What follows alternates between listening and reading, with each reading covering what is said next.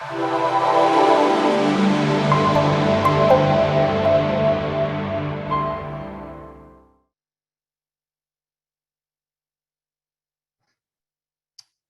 right, everybody that is joining us this evening. My name is Diego Mello with StratiVentures. This is our StratiVentures bi-monthly webinar, and this one is definitely catered more to the consumer, right? I know we always are talking to investors, and people that join us on this webinar are investors, but I think this might be great information if you guys do happen to know somebody, a family member, a friend, or anybody that is not an investor that might want to take advantage of the industry that we're all a part of. And then here's some helpful pointers in which we can work with them. So I want to, everybody that's joining us, welcome this evening. The webinar today is called Build Equity as a Homeowner. And Oriana, if you could give me a thumbs up if everything looks good, and to see if we got good visuals there, that would be great. Okay, thank you so much, guys, and let's go ahead and get started. For everybody that's joining us, thank you for joining us this evening. Building equity as a homeowner is, I think, as I was stating for the people that are starting to join us, a really good way to navigate the market that we're in, right? Because I think right now we're in a market in which people are paying a little bit more for their properties. Plus, the other thing is you got the interest rates that are rising, which are now starting to cause the market to slow down. So we might need a little help from some of our allies there, which are homeowners. If you guys are joining us via Zoom, which a lot of you are, we have the questions section in which you could put a lot of the questions that you want to ask. We usually have those towards the end. We don't have any polls this go around. And if you do want to ask our moderator, Ms. Oriana Ovalles, please put the chat question there into the moderator. That is non-topic questions. And if you just want to go ahead and leave the webinar, feel free to click the end button, and we'll see you next time. And guys, this event is for you. So we encourage a lot of questions. And you can also find us at strataventures.com in the events page for any of our up and coming webinars. For those of you that don't know our company, this was established in May of 2012. And we like to say we were eventually formed into a national full service real estate investing company. We like to tell people that we have the 4 prongs of investing, which are acquisition analysis, real estate services, project management services, and also funding, which are the 4 key prongs that I believe every investor needs to have in their arsenal, especially if they're working with people like us at SVI. We become those for you guys. Here's a quick snapshot of the SVI team. We got myself there, Oriana Ovalles, our social media manager, Maria Rodriguez, she's in selections and design and also our contracting director. Stacy Ford works with all of our realtors in the network, and Pedro Alcedo is our national sales director. We have Eric Christie from Boxer Inspections, guys, phenomenal inspector to reach out to. He's at Boxer Inspections. And then we have Enid Lopez. She used to be our marketing director. Now she's moved over to business development. She found a knack for talking to people and building relationships, guys. Ron Dancy is our architect and designer for a lot of our new construction projects. Nia Catchings is our business development agent, and then Bernardo Chavez is project manager. He works with a lot of the contractors and a lot of the builders there. Works alongside with Maria. A little bit about myself, guys. I was born in Colombia, South America, moved to the United States at the age of 4, and I live in Houston and married to my wife, Kate, and my son, Aiden, who finished his first year at LSU. And previous life of investing was a mortgage broker and asset manager, and I started investing in May of 2012.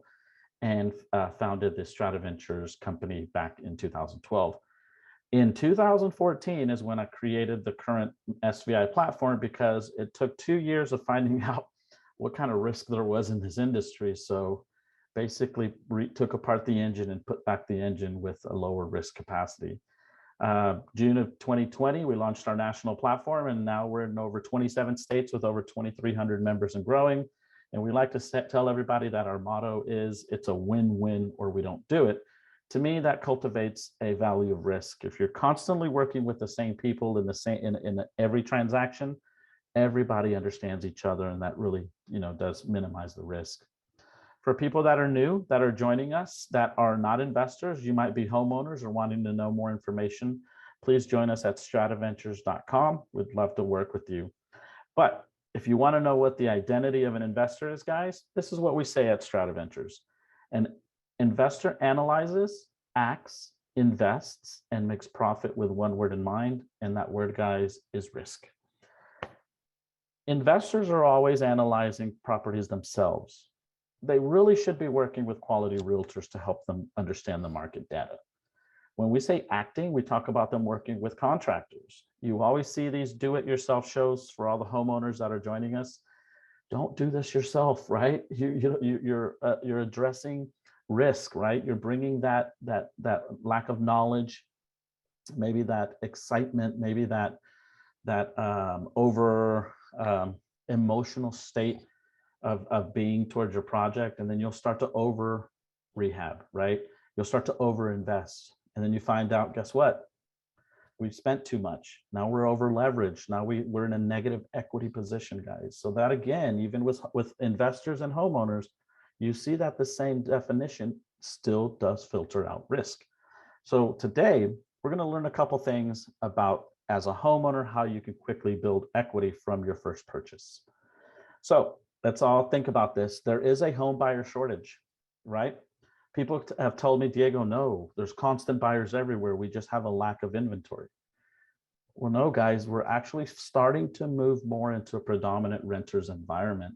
And when that happens, then we're now left with a buyer's pool more of renters or non-able buyers, and which are then going to hurt the overall appreciation value of our business. So if we really think about this, people say, Diego, that's competition. I say, no, in fact, that's asking help from an ally, which are, the new homeowners.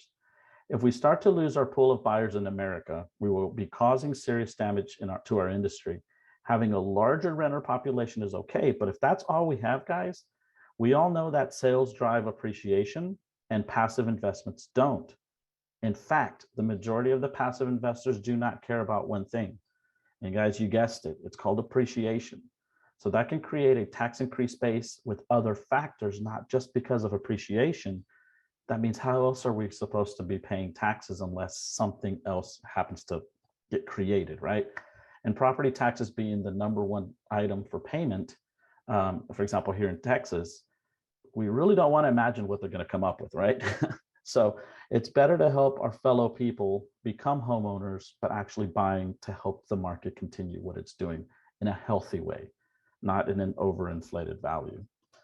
Now, who, what, and why, right? If you're a first-time home buyer, it's really simple, guys. Just ask a realtor to find you some opportunities, but make sure you tell that realtor, I want you to bring me the ugly houses, right?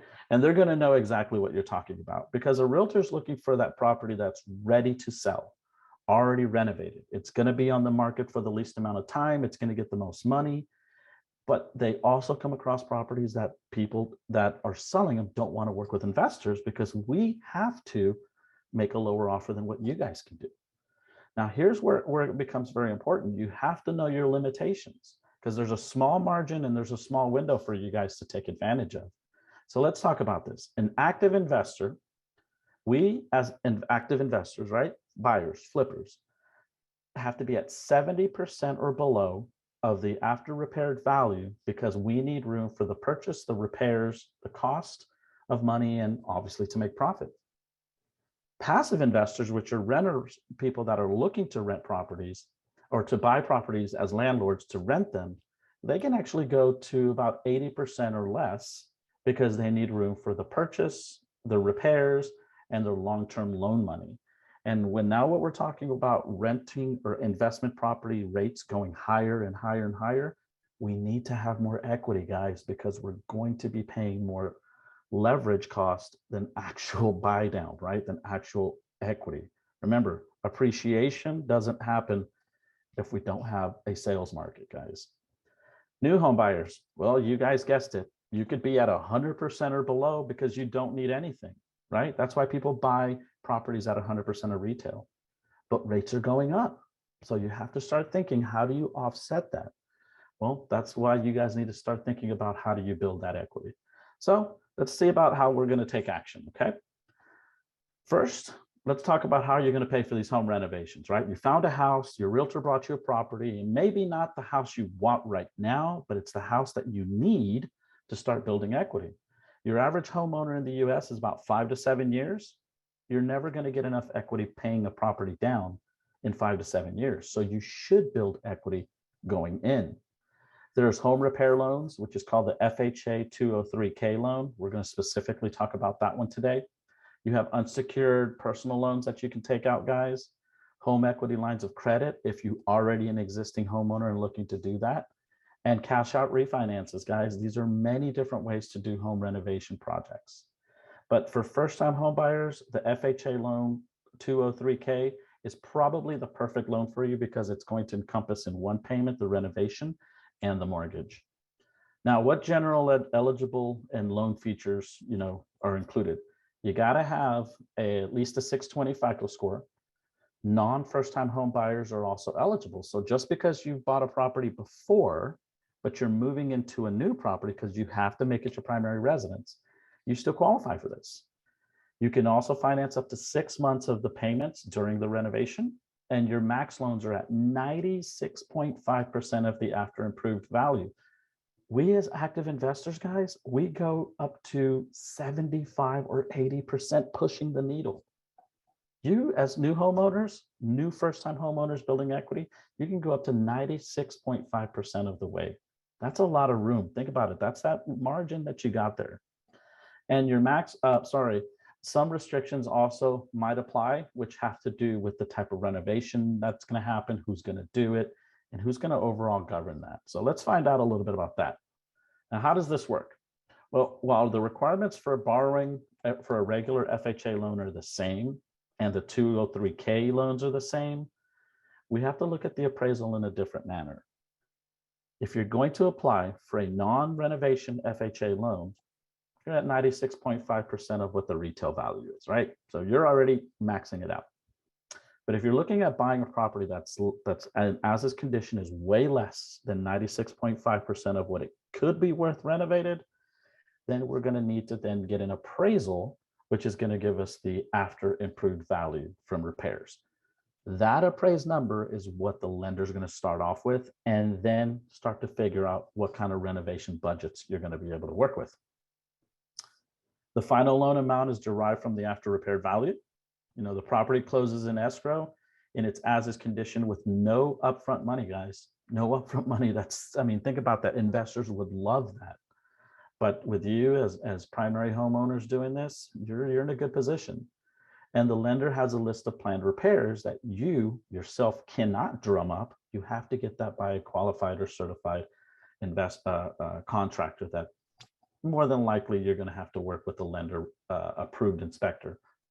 Renovation funds are given in phases called draws. So you might know this or you might not know this. Make sure you have capital available for the draws, right? Because the bank's going to want to know that you have some skin in the game. And let's say, for example, the renovation budget is $50,000. And the contractor says, I can get this done in 4 draws. The lender approves the 4 draws. And then now you say, I've got $12,500 worth of draw capital available. That's skin in the game. The lender's going to really help you out in that process because you're actually, fronting the money, if you would think about that, towards the renovation costs. And they really like that. Now let's take a look at the 2 types of loans that exist for the 203K. You have what's called the limited K. This is a loan that was specifically created for homes that do not have structural or foundational problems. Basically repairs under $35,000. Minor home improvements are covered. No structural or luxury improvements, guys. Remember, no luxury improvements here. We're not looking to increase value to do a general active sale. We're looking to increase value to keep it under market price. And repairs must start within 30 days of the loan from the closing. And you have a 6-month window. Now, why is that important? Because you have to pick the right contractor. Everybody knows in this business that has ever done a flip, it takes longer than it is. It's going to cost you more than what it's supposed to. And there's going to be bumps in the roads, guys. Or you actually have what's called a standard K, or what's called the consultant K. This is a loan for homes needing structural repairs and work of excess of $35,000. Bigger projects like room additions. So if you're thinking about adding square footage, some of your smaller homes now, guys, that people don't really want to go into, those are ideal properties to go after. Hint, hint, right, guys? And then you have the time, you've got the room for that, right? Maximum loan amount is based off of the home's after improved value. And also, if you choose to start a standard K loan with your mortgage lender, they're going to want you to work with a HUD approved 203K consultant who's going to inspect and evaluate the renovation. It's not a third-party inspector from a general lender. It's going to be a HUD approved inspector that the lender goes out and picks it. So everything has to fall in place. Remember, it's FHA. It's a loan that's insured by the federal government, guys. Now, what kind of qualifying projects do we have? Well, let's think about this. Room additions, right? Kitchens and baths. Upgrades for the renovation could be expanding about a master bathroom. Maybe blowing out a wall in the kitchen to make it an open floor plan. Those things are not seen as luxury renovation, guys. Those things are more practical, right? Those things are happening everywhere. And I always like to tell people, follow your comps, right? What do the comps tell you? A lot of times as new homeowners, you're going to get caught up with the HGTV or walking into properties and thinking, I can get this all done for the same price. You can't. There's going to be certain limitations that you're going to have. Energy efficient upgrades, by far. Right now, guys, the 203K is doing everything in regards to setting up your solar panel pre-installation units that are going to go if you now need to go into solar panels. Maybe a lot of water and drainage capacity issues. All of those things are covered. Plumbing and electrical upgrades. Remember that smaller house that we talked about? Maybe it was a 3-bedroom, 2-bath. Now you want to make it a 4-bedroom, 3-bath. And if you're going to gut the house, remember the electricity back then, your average household had one TV. Now almost every room has a television. So you might as well run the electrical and the plumbing already into those. Weather stripping and insulation upgrades. A lot of those primarily fall within the energy efficient upgrades. And there's usually a list that they'll give you a rating for that. Disability improvements, yeah, people get older, right? So think about this. If you're going to live in a property and then you may want your parents eventually coming back home, this is a great time to do something like that, right? Instead of your parents going out to a house and renovating their house or to a assisted living, something like that, bring them home. Use, expand your property, live there with the family. Basement completion and waterproofing for people that are up north. We recently were in the Denver area and found out what an unfinished basement is. Guys, it's not cheap to finish a basement. I mean, it's very expensive because you have a lot of things to deal with down there. Landscape improvements, removal of lead-based paint. Obviously, those are real estate contract disclosures. New roofing, flooring, windows, and doors. Excuse me. The roofing materials have gotten better. Roofing supply, labor, cost has gone up. Flooring kind of stayed the same. Labor has gone up. Windows and doors. Those have kind of stayed the same, but now you're looking at timelines, right? For the new builds that we do, we're ordering windows probably 4.5 to 5 weeks out before we install them. Or you just basically make sure you have standardized windows that you can get at a lot of these big box places that'll help you through that. So just remember, these are qualifying projects, things that you might want to do for the property. So let's say you decided to start a project, right? How are you going to get started? Well, number one, here are about 6 things that you want to think about. Invest in a key lockbox. Why? Contractors start early, right? It saves you countless hours of time or gas if you're having to go back and forth to the property, if you're staying somewhere else. Painful early morning wake-up calls. Yeah, it happens all the time. So these lockbox are very, very easy to get. You can either get some of the punch code ones. You can actually do the ones with the tumblers, or just simply give them an access key if you needed to. But at the end of the day, it's about not stopping their workflow, right? Not stopping their scheduling. Spend time in the space, paint colors. What is it that you want to do? Make sure you have a 1, 2, and 3 option, right? First, second, and third. Because once that paint goes on, guys, everything else is going to have to match or fall in place to that. Carpet, light fixtures. When you look at paints, if you have carpets and flooring, right, guys, those light fixtures are what's going to give it a little bit more of the definition, the pop. So make sure all of those fixtures kind of fall into place. So you want to spend some time in the space. Backsplash and countertops. Well, there's an amazing partner we use called Floor and Decor. Floor and Decor is by far, I believe, the leader in making sure that you know everything that you need from your tops, your backsplashes, your flooring, that they actually have design centers that some of our projects, we go to the design centers and we have our own room. We can go in there and just pick and match and choose and work with a consultant completely free. Take your contractor there with you guys. Make it an outing just so you know everybody's on the same page. Now, let's be realistic about your timelines, right? Will take longer than expected. Yep. Material delivery delays and shortages. Yep. And weather delays.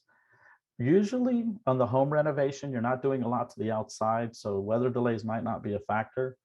But a lot of times when you're working with your contractor, make sure you're setting milestones, right? Make sure you're always constantly checking on the progress. There's an app that we use for our projects in which we report into some of our clients and some of our members. It's called Company Cam. It's really neat. You can literally, they can load the pictures, put the data, put in everything in there, and it instantly shows up on a link that you have on your phone as an app. You can see the progress. You can send them messages. You can tell them, stop. I don't like that tile that you're about to put in.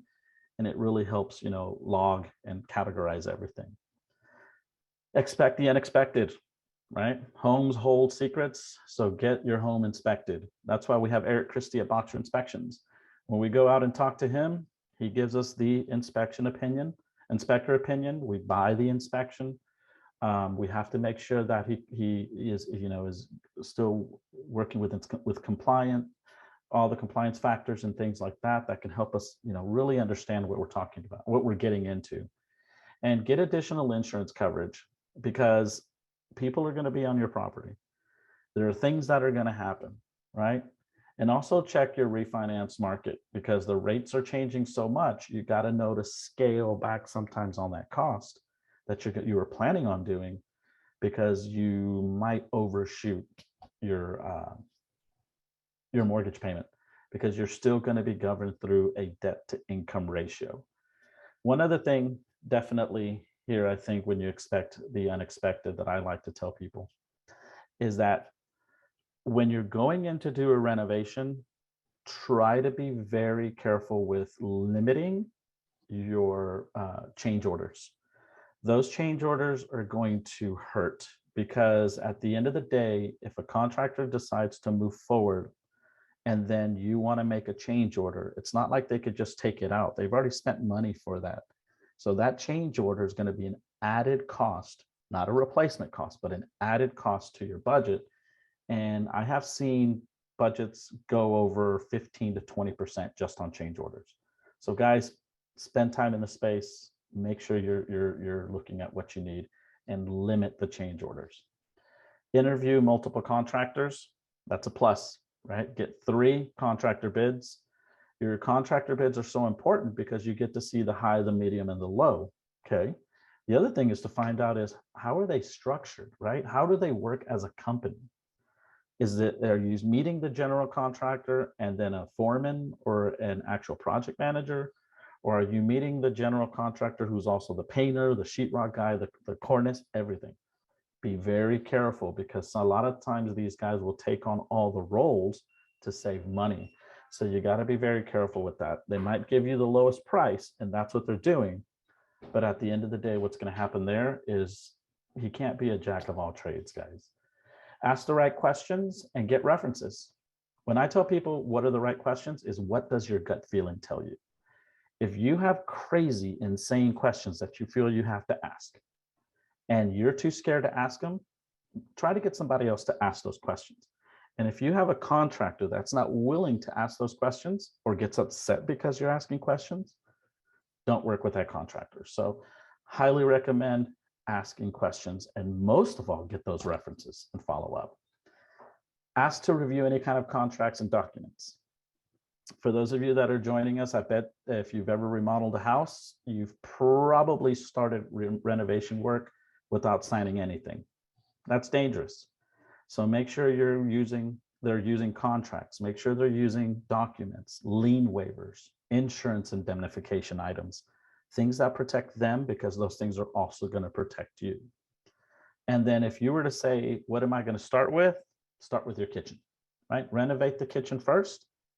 Because those normal things add the most value to your home. And also they create the most dust, the most debris. So you want to get that out of the way. And then set up a temp kitchen if you are staying in the house in another room, or simply, guess what? You could actually include some of those costs into your renovation budgets and go stay off site, right?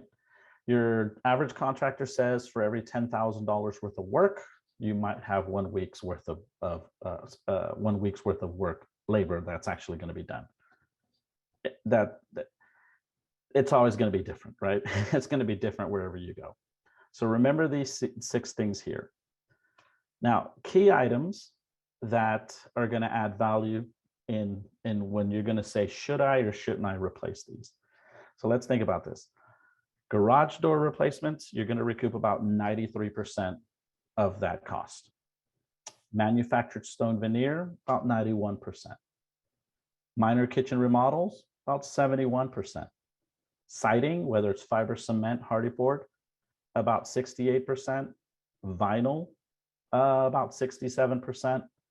Windows, you have your vinyl low E thermal windows.